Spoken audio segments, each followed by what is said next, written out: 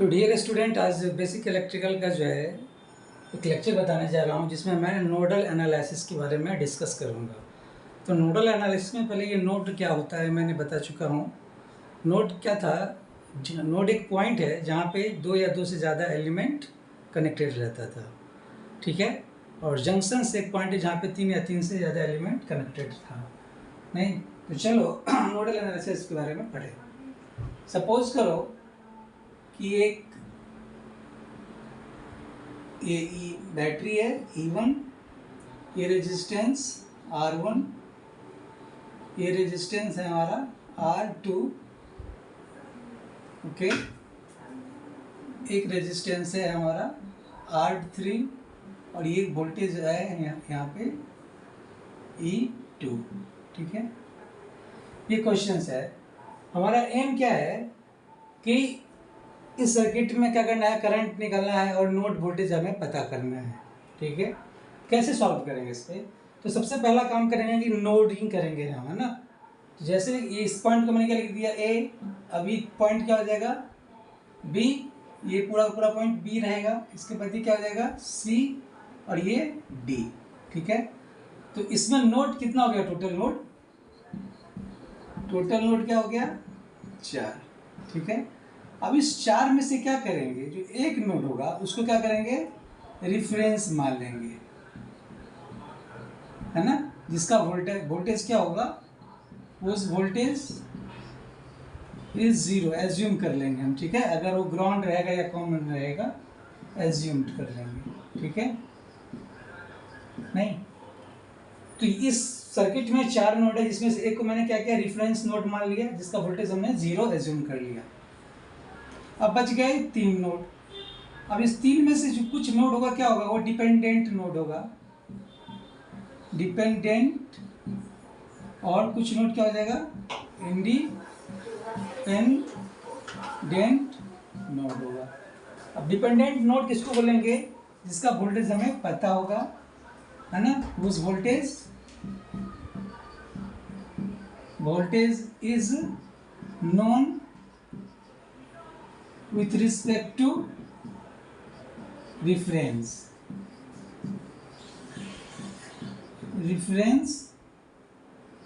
Node, है ना। मतलब डिपेंडेंट नोड क्या हो गया, वैसा नोड जिसका वोल्टेज हमें पता होगा किसके रिस्पेक्ट में, रेफरेंस नोड के रिस्पेक्ट में। इंडिपेंडेंट जिसका वोल्टेज हमें पता नहीं है, कैसे वो डिपेंड करेगा, whose voltage depend on current and parameter of the element, ठीक है ना, है ना। तो अब सपोज करो अब इसमें डिपेंडेंट और ये इंडिपेंडेंट नोड कौन होगा। तो रिफरेंस इस केस में क्या हो जाएगा, जो BD क्या हो गया आपका रिफरेंस नोड, इसका वोल्टेज मैंने क्या किया 0 मान लिया, पहला चीज।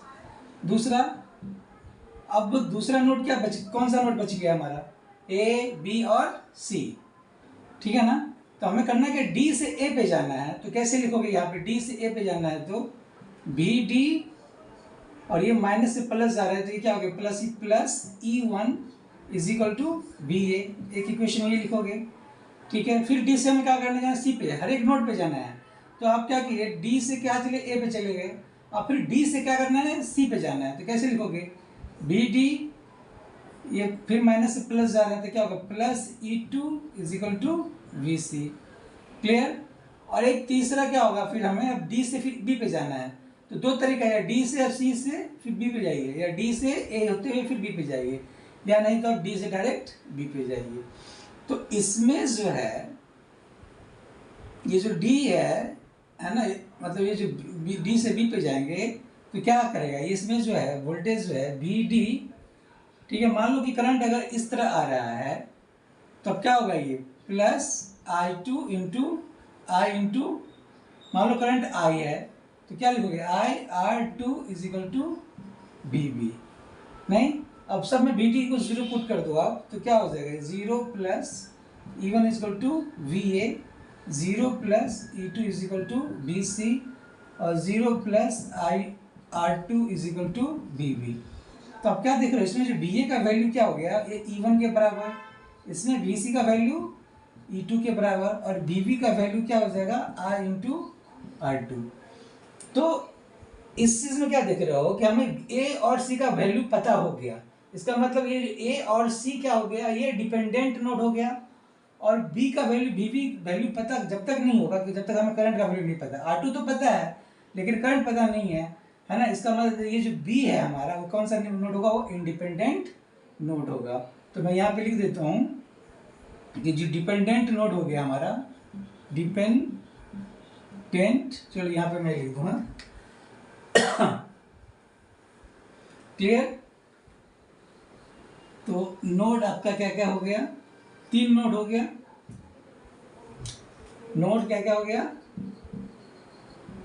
है ना। एक नोड क्या कहलाएगा, रिफरेंस नोड, रिफरेंस नोड। दूसरा डिपेंडेंट नोड और तीसरा क्या हो जाएगा हमारा, इंडिपेंडेंट नोड। क्लियर ना। तो इस सर्किट में क्या होगा, जो रिफरेंस नोड क्या हो गया आपका डी, डिपेंडेंट नोड क्या हो जाएगा हमारा ए और सी, और इंडिपेंडेंट नोड क्या हो गया हमारा बी। क्लियर ना। तो हमारा एम क्या होगा कि इंडिपेंडेंट नोड का अगर वैल्यू पता चल जाएगा तो हमें सर्किट का करंट हमें पता चल जाएगा। क्लियर ना। तो अब ए सी का नोड वैल्यू तो पता चल गया, लेकिन बी नोड का वैल्यू जब तक नहीं पता चलेगा तब तक हमें करंट का वैल्यू हमें पता नहीं होगा, है ना। चलिए, तो अब ये समझ में आ गया कि कौन डिफरेंस, कौन डिपेंडेंट और कौन इंडिपेंडेंट है। क्लियर ना। तो चलिए स्टार्ट करें हम। इसको मैं मिटा देता हूँ। ओके। तो यहाँ पे इस सर्किट में जो है सिर्फ एक ही जो था वो इंडिपेंडेंट नोड था। क्लियर। एक चीज और मैं बता दूं, जो करंट का जो फ्लो होता है, करंट का जो फ्लो होता है वो हायर पोटेंशियल से लोअर पोटेंशियल। मान लो ये रेजिस्टेंस है, ठीक है, ये पॉइंट ए है और ये पॉइंट बी है। अगर करंट का डायरेक्शन इस तरफ फ्लो हो रहा है तो इसका मतलब क्या हो गया कि VA is greater than VB। अगर A और B इस तरह लिखो आप, अगर मान लो करंट ऐसे फ्लो हो रहा है, इसका मतलब क्या हो गया इस केस में कि जो VB है ग्रेटर देन VA है। अगर मान लो इसका रेजिस्टेंस आ रहा है तो इस केस में जो करंट फ्लो होगा, करंट अगर आपसे पूछे करंट कितना होगा तो करंट इक्वल टू क्या होता है, वोल्टेज डिफरेंस बाय रेजिस्टेंस। तो क्या होगा VA minus VB by R इस केस के लिए। इस केस के लिए क्या हो जाएगा, करंट फ्लो ऐसे हो रहा है, इसका मतलब B का पोटेंशियल ज़्यादा है एक रिस्पेक्ट में, तो क्या लिखोगे VB minus BA by R। Clear ना। तो ये सब चीज़ पता होना चाहिए। तो चलिए अब मैं बना इस सर्किट को सॉल्व कर रहे हैं। ओके। तो क्वेश्चंस क्या रहेगा हमारा कि नोड वोल्टेज क्या होगा, ओके, ब्रांच करंट कितना होगा, हमें ये सब फाइंड करना है। तो चलो हम स्टार्ट करते हैं। हमें करंट मान लो एज्यूम किया यहाँ पे I1 है, ये इस पॉइंट पे आएगा तो ये I2 और यहाँ पे आके क्या हो गया ये I3। क्लियर। तो नोडल एनालिसिस में करते क्या है, हम जंक्शंस पॉइंट का यूज करते हैं और उस पर KCL यूज करते हैं। तो नोडल एनालिसिस में जो है use KCL, Kirchhoff's current law at junction. At junctions का मतलब जहाँ पे 3 या 3 से ज़्यादा एलिमेंट कनेक्टेड है, और नोड क्या है जहाँ पे 2 या 2 से ज़्यादा एलिमेंट कनेक्टेड है। तो ए तो नोड है, बी क्या है जंक्शंस है। तो आप क्या लिखेंगे, एट नोड बी, है ना। क्या लिखोगे आप, KCL, नोड अप्लाई KCL। तो क्या लिखेंगे आप यहाँ पे, I1 is equal to I2 plus I3। Current direction आप कैसा भी एज्यूम कर सकते हैं, ठीक है ना। अगर आपने एज्यूम डायरेक्शन किया, जो एज्यूम डायरेक्शन किए हो, अगर वो पॉजिटिव है तो ठीक है, अगर नहीं नेगेटिव आ जाता है इसका मतलब आपने जो डायरेक्शन एज्यूम किया है वो गलत है, ठीक उसके उल्टा होगा। ओके, तो चलो अब I1 equal to I2 plus I3 है। कैसे I1 क्या होगा, ये पॉइंट और ये पॉइंट है ना, तो क्या लिखेंगे आप, BA minus BB by R1 is equal to, अब I2 ये है तो क्या होगा, इसमें करंट ऐसे फ्लो हो रहा है, इसका मतलब B हायर पोटेंशियल है, D लोअर पोटेंशियल है, तो क्या होगा BB minus BD by R2 plus I3 क्या हो जाएगा, B और C के बीच में है ना, तो क्या लिखोगे BB minus BC by R3। Clear. अब इसमें हमें जो जो नोट पता था, BA का वैल्यू हमने सॉल्व किया था, BA का वैल्यू कितना था, वो E1 के बराबर, BB का वैल्यू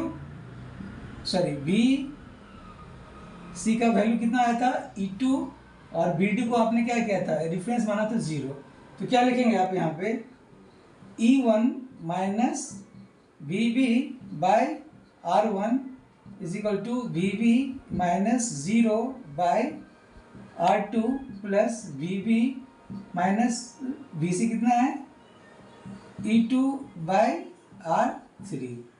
क्लियर। तो इसमें सिर्फ अननोन क्या रहा, सिर्फ BB, बाकी तो हमें पता ही है E1 R1 R3 ये सब हमें पता है, तो सॉल्व करेंगे इसको, है ना। तो ऐसे पहले क्या लिखेंगे, E1 minus BB by R1 is equal to BB by R2 plus BB by R3। Clear. तो इसमें सिर्फ अननोन है, तो सॉल्व करेंगे, after solving we get BB। तो जब BB वैल्यू पता चल जाएगा हमें, तो क्या हो जाएगा, हमें सबका करंट का वैल्यू हमें पता चल जाएगा, है ना। चलिए निकाल के ही देख लेते हैं क्या होगा, इसमें सॉल्व कर लेते हैं।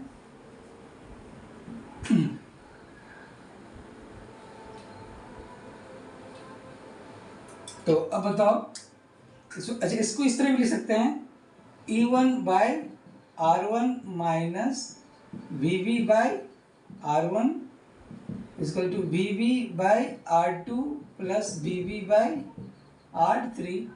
E1 by R1 equal to, ये उधर चला जाएगा तो प्लस आ जाएगा, BB by R1 plus BB by R2 plus BB by R3। Okay, तो इसमें E1 by R1 is equal to, BB common है तो 1 by R1 plus 1 by R2 plus 1 by R3। तो हमें क्या मिल जाएगा, BB का वैल्यू। ओके, तो BB इज इक्वल टू कितना आ जाएगा,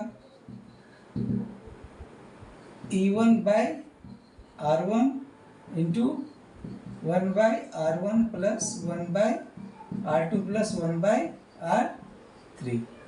ओके, तो इस क्वेश्चन में हमारा जो एम क्या था, हमारा कि BB क्या होगा, BA क्या होगा और VC क्या होगा। BD तो पता है, तो BB का वैल्यू पता चल गया, है ना, ये इंडिपेंडेंट नोड था जिसका हमें वैल्यू पता चल गया। BA का ऑलरेडी पता था E1 के बराबर, BC का E2 के बराबर। करंट कैसे निकालेंगे, I1 इक्वल टू क्या होगा, BA minus BB by R1, तो BA तो E1 पता है, BB का वैल्यू यहाँ से हम फाइंड कर लेंगे। तो इस तरह से आप क्या करोगे, आप नोडल एनालिसिस का यूज करके आप सर्किट को सॉल्व कर सकते हैं। तो इस क्वेश्चंस में मात्र एक ही जो था वो इंडिपेंडेंट नोड था। अब एक दूसरा क्वेश्चन मैं बताने जा रहा हूं जिसमें 2 इंडिपेंडेंट नोड हो, तो कैसे सॉल्व करेंगे। ओके,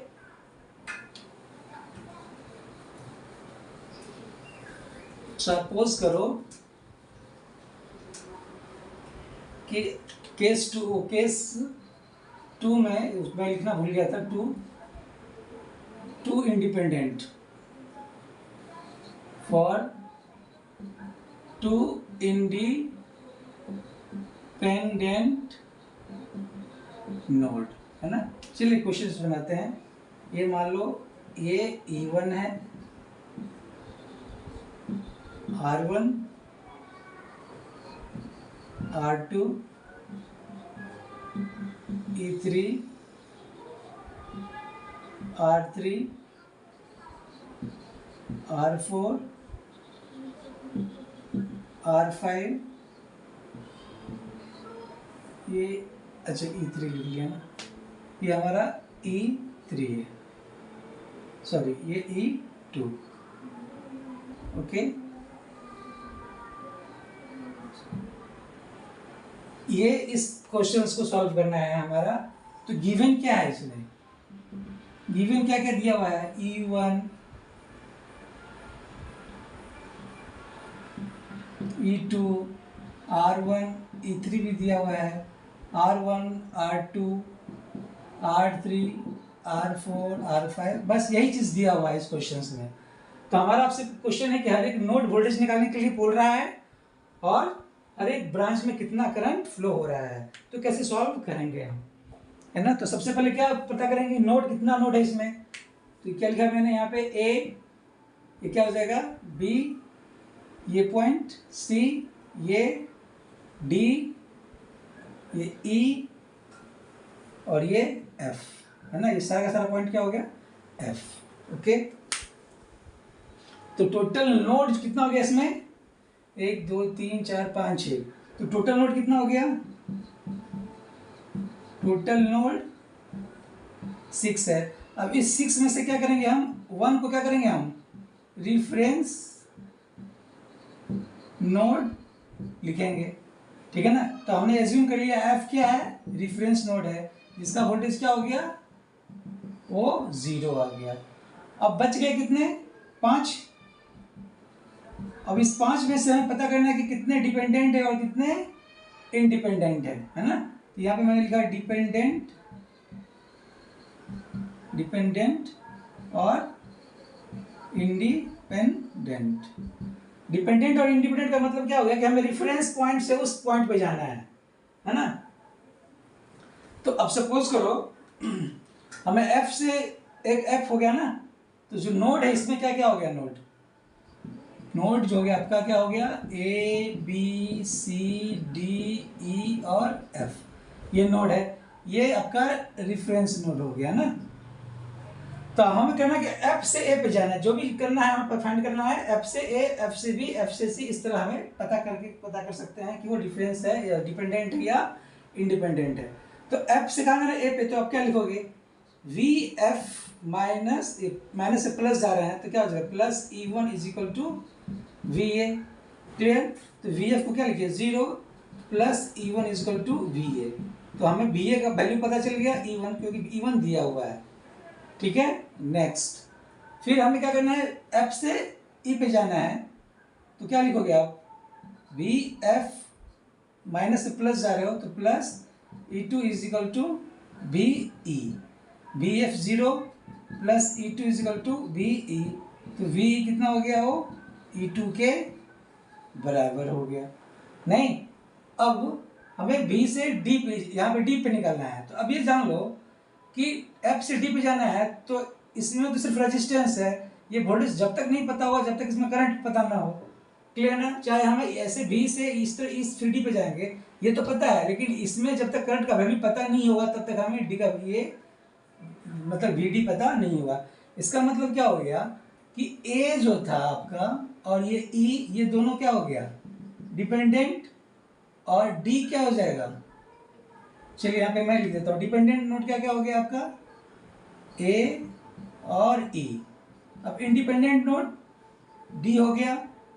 अब इस C का जो है, हमें F से C पे जाना है, तो C पे जाने के लिए जब भी जाएंगे तो या तो R2 से बैटरी होती है या जैसे भी जाए, है ना, उसमें एक रेजिस्टेंस आ ही जा रहा है। डी से हमें सी पे जाना है, तो हमें रेजिस्टेंस यहाँ पे दिया हुआ, जब तक करंट नहीं पता होगा तब तक हमें इसका वोल्टेज ड्रॉप पता नहीं होगा।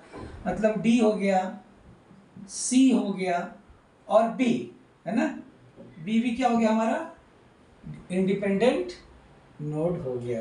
क्लियर ना। तो आपने क्या देखा, इस 6 नोड में से एक रेफरेंस नोड, बाकी 5 में से 2 डिपेंडेंट है और 3 इंडिपेंडेंट नोड है। क्लियर ना। तो हमें कैसे फाइंड करेंगे हम, ओके, चलिए सॉल्व करें इसको हम। यहाँ पे 3 इंडिपेंडेंट हो गया ना, ओके, चलिए सॉल्व करें।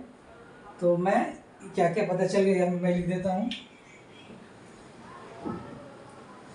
तो आपने क्या क्या लिखा है इसमें कि वी एफ क्या हो गया, 0 हो गया। वी ए क्या हो गया हमारा, E1 के बराबर। वी ई हो गया E2 के बराबर, है ना।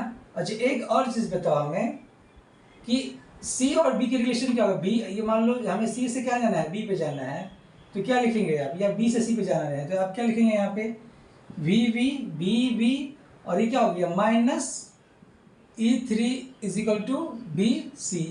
नहीं तो एक रिलेशन आ जाएगा, B C is equal to क्या हो गया, बी बी माइनस E3, इसका यूज होगा, है ना। तो चलिए हम इसको अब मैं मिटा रहा हूँ।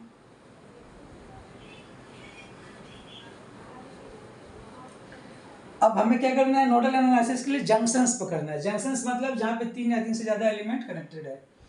ये जंक्शंस कौन है यहाँ पे, ये तो नहीं है, बी है, बी से 3 एलिमेंट कनेक्टेड है, E3 R1 और R2। तो एट जंक्शन क्या होगा, बी। अच्छा उसके बाद सी जंक्शंस नहीं है, नो डी है। डी देखिए, डी क्या है, इससे 3 एलिमेंट कनेक्टेड है, R5 R3 और R4। तो एक जंक्शन हो जाएगा हमारा क्या, एट जंक्शन डी।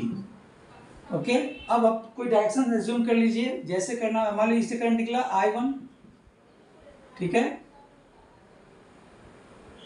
इसमें आ गया I2, ये I3, फिर ये क्या हो जाएगा, ये I4 और ये I5।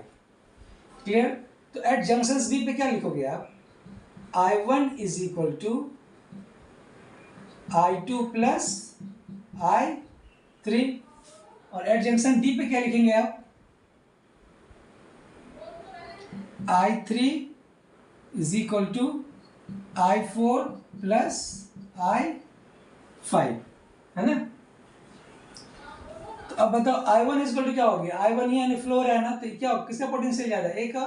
तो यहाँ पे क्या लिखेंगे, B A minus B B by R1 is equal to I2, आप क्या लिखेंगे यहाँ पे, V V minus V F by R2। I3 क्या हो जाएगा, है ना, तो B C minus B D by R3। Clear ना, हमें सिर्फ तो ये की कुछ नहीं आ जाएगा। तो अब ये बताओ हमें, तो बी ए कितना दिया हुआ है हमें पता चला है, E1, तो ये E1 minus B B by R1।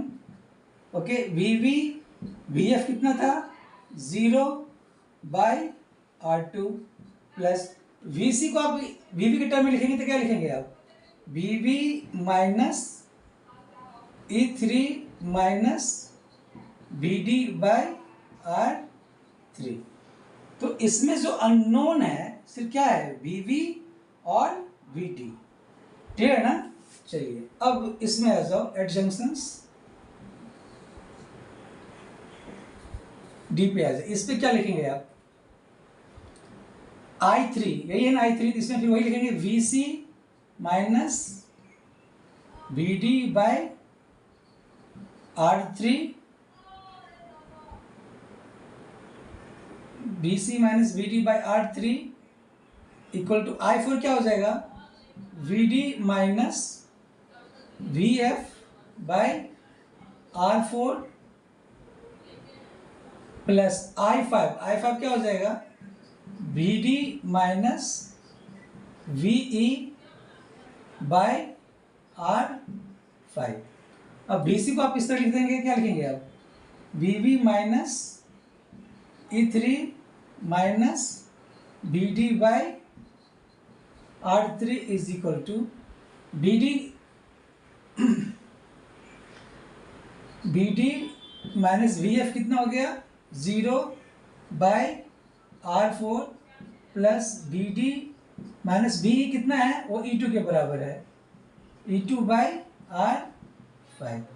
तो अब बताओ, ये इक्वेशन नंबर 1 और इक्वेशन नंबर 2, दो इक्वेशन है। अननोन कितना है हमारा, वी इसमें एक वी और एक बी डी है, इसमें वी और बी डी है, बाकी सब तो नोन है।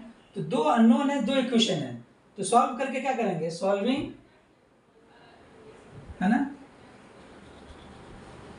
Solving first and second we get what, B, B और बी डी।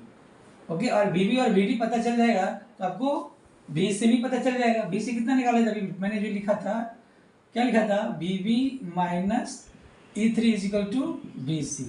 तो अगर बी बी और बी डी पता चल गया इक्वेशन 1 और 2 से, तो यहाँ बी बी पता है, E3 ऑलरेडी पता है, तो क्या करेगा हम बी सी।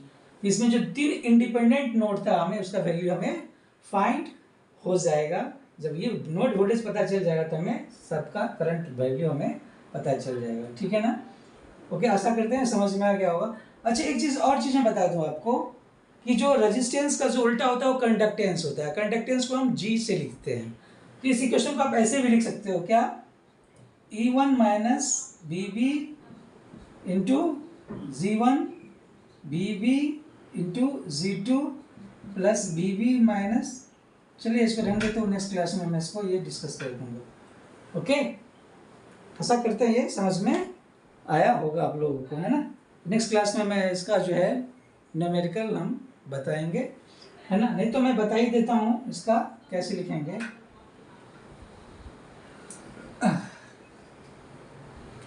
कंडक्टेंस के रूप में कैसे लिखेंगे, है ना। इससे जो पहले जो था कंडक्टेंस के रूप में, कंडक्टेंस को क्या लिखते हैं, G से लिखते हैं, वो 1/R होता है ना।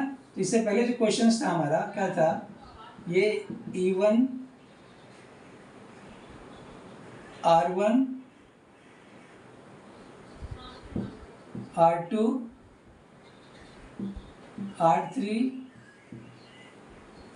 और ये क्या है, E2। A node A B C और D।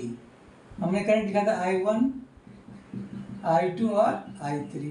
जंक्शंस कौन है इसमें, B है जंक्शंस। तो एट B पे मैंने क्या लिखा था, I1 is equal to I2 plus I3। I1 क्या लिखे थे हमें, BA minus VB by R1। I2 क्या हो जाएगा, VB minus VD by R2 plus I3 क्या होगा यहाँ पे, VB minus VC by R3। इसको आप ऐसे भी लिख सकते हैं, BA minus BB into G1 is equal to BB minus BD into Z2 plus BB minus BC into Z3। Clear है ना। तो रेजिस्टेंस का वैल्यू है तो उसका रेसिप्रोकल कर देंगे तो क्या निकल जाएगा, वो कंडक्टेंस। आप इस तरह सॉल्व कर भी कर सकते हो आप, है ना। जिसमें आपको VD का वैल्यू 0 पता है, G1 पता चल जाएगा क्योंकि R1 है, तो R1 क्या, G1 कितना होगा, उसका 1/R1 जो होगा वो G1 का वैल्यू होगा। क्लियर। नेक्स्ट क्लास में मैं इसका न्यूमेरिकल बताऊंगा। तो अपने नोडल एनालिसिस में क्या सीखा, तो पहला पॉइंट नोड क्या था, एक पॉइंट था जिसमें 2 या 2 से ज़्यादा एलिमेंट कनेक्टेड थे। ठीक है, इसमें हम KCL का यूज़ करते थे। KCL का यूज़ कहाँ पे करेंगे, एट जंक्शंस पे। जंक्शंस मतलब जहाँ पे 3 या 3 से ज़्यादा एलिमेंट कनेक्टेड होता था। अब इस नोडल एनालिसिस में अगर n नोड होगा तो उसमें से एक नोड जो होगा वो क्या होगा, रेफरेंस नोड। तो बाकी जो रिमेनिंग नोड होगा कितना होगा, n-1 होगा। और उस n-1 में से क्या हो सकता है, डिपेंडेंट भी और इंडिपेंडेंट भी हो सकता है। क्लियर ना। तो नेक्स्ट क्लास में मैं अब इसका न्यूमेरिकल बताऊंगा। Okay, thank you.